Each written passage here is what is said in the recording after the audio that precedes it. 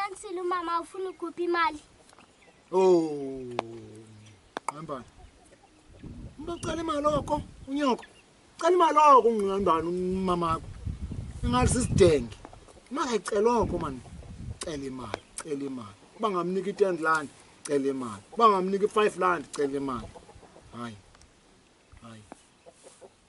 Tata, ndidikiwe mna kufunda esikoleni ekuthiwa nguMventsana. Ndifuna ufunda kwisikolo ekuthiwa esabelungu. Sesiphi esikolo Nqayimbana? Sesiphi isikolo sifuna sabelungu? eCambridge. Ndifuna ufunda eCambridge Academy. Kudulu nje pha Nqayimbana. Unyanisile umama ba ufuna ukhupha imali. Ndiyafuna uyikhupha imali Nqayimbana. Kodwa ikudulu kwazi isikolo. Uyabhatalwa eCambridge missionaries kwedini lesasikolo. Ekasikolo sabantu abachubekileyo Nqayimbana. Kwaye ubungafunda pha Nqayimbana bangakuva kakuhle abantwana balelali. Xa ukhumshayo uthi wena don't me cry. Athi abantu Nqayimbana where you go? Uthi wena he's me going. Himself. Yawu Nqayimbana. Bungafunda pha. Akasikolo kuthiwa sesika George. uGeorge ke ngumuntu othetha isilungu. Uthi George naye. Awu. Ake ngizame Nqayimbana. Yabona kule mali yami eCliff. Yabona pha. Kuyakhunyutshwa pha Nqayimbana. Kakhulu. Ndinemali engange 350 le ndirholisa ngolamaposa. Kuthiwa i-school fees 350 pha. Uncede ngokukhetha sona Nqayimbana.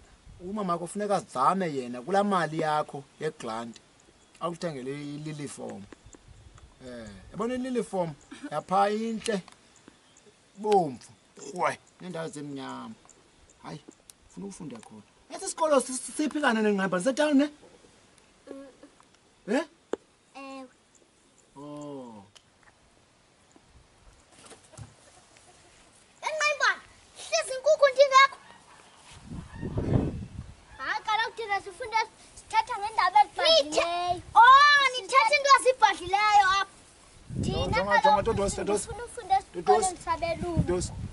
Nqayimbana. Thala phansi.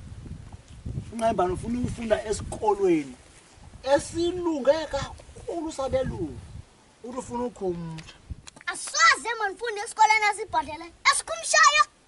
Hayi tata, hayi ayikho lonto tata. Wena zakusemaqanyeni JSS.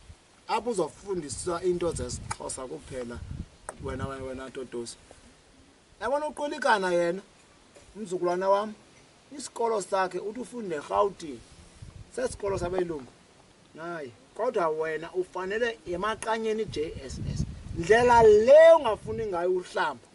Hayi tata. Ayikho lonto. Ayikho. Hayi tata. Isikolo sakho ufunda emboya JSS.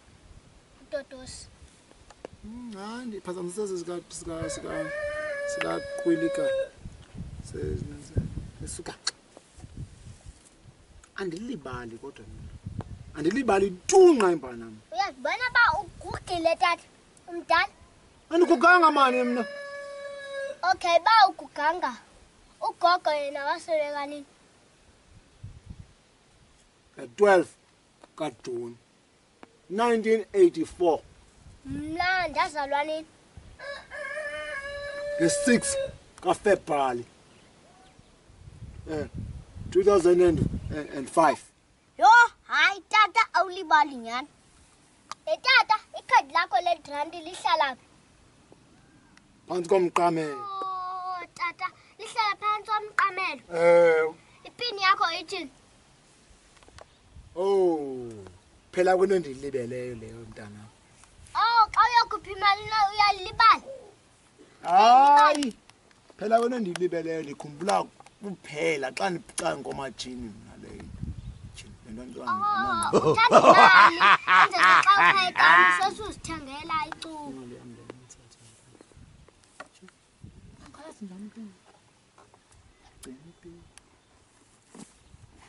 Good day to everyone.